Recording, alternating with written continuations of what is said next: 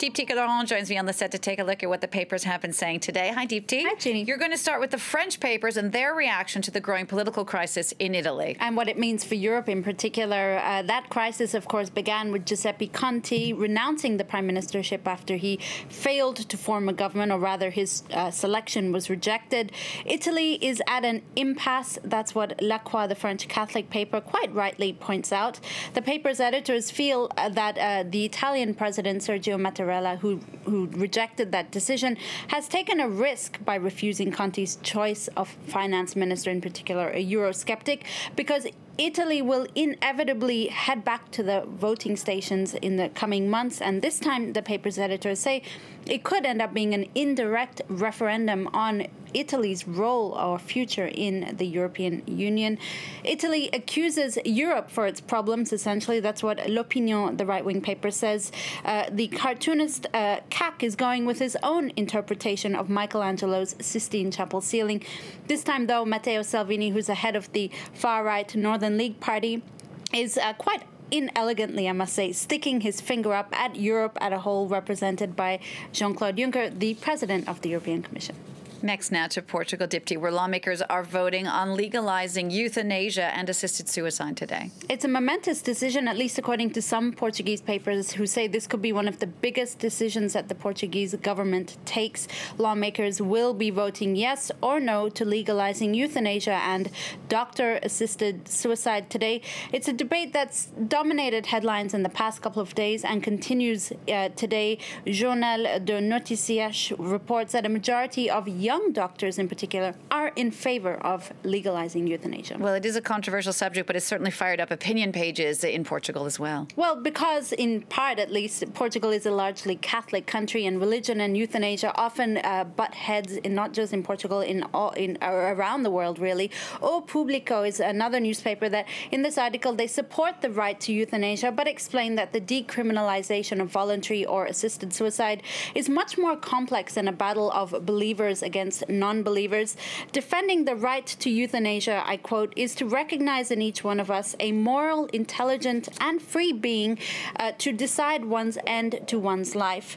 While in Journal de Noticias, the one that we saw just before, one centre-right politician wonders why Portugal is rushing to this decision. He actually advocates a referendum on the issue, saying urgency, I quote, does not rhyme with thought and reflection, especially when it's literally a case of life and death. Next now, Dipti, news that the owner of Chelsea's football club, Roman Abramovich, has become an Israeli citizen, is making headlines in both the UK and in Israel. And in particular, the reasons behind it, Jeannie. The Russian billionaire, who's Jewish and close to Russian President Vladimir Putin, has taken advantage of Israel's law of return that allows Jewish people born abroad to come back and acquire Israeli nationality. He makes aliyah. That's what the conservative Israeli paper Jerusalem Post puts on their front page, saying that it was a long time in the coming. It wasn't a rash decision. You see a sort of different spin from the British daily The Times. Abramovich's visa to the UK had been rejected, or at least extremely delayed for the moment. Some say British authorities are trying to crack down on Vladimir Putin's allies in the wake of that poisoning attack last March on a former Russian spy and his daughter. So for The Times, it's not so much a spiritual journey as a pragmatic decision, because with his Israeli passport, he's now able to enter the UK much more freely than before. Staying with Russia now, in Moscow, an art gallery is vowing to crack down on sales of alcohol after a painting was ruined by a drunk visitor. I never thought we'd talk in the press review about a Russian who couldn't hold his liquor. This took place last Friday at a Moscow gallery. One of Russia's most famous paintings depicting Ivan the Terrible cradling his dying son in 1581 was damaged after a man said he'd drunk 100 milliliters of vodka and then took to the painting with a metal pole. The gallery says now I can understand why they want to review alcohol sales in the gallery's cafe, although there are some reports that perhaps it might have been a deliberate act because this painting indeed is historically disputed. Some say that Ivan did murder his son, others saying no. Just to wrap up now, Deepti, a contraption by the French fashion house Balenciaga has left many people scratching their heads. What's that? Let's show you a picture first. Let me ask you, Jeannie, would you pay over 1,000 euros, 1,300 euros for this T-shirt shirt thing? Obviously, it's men's attire. Would you buy this for a loved one? Not really my style, so no. Well, it's Balenciaga's newest creation after the infamous blue tote bag inspired by IKEA's plastic bags. The French fashion house has released a new T-shirt shirt that's basically a T-shirt with a shirt sewn onto it, a shirt that you don't wear. It just sort of hangs off your chest.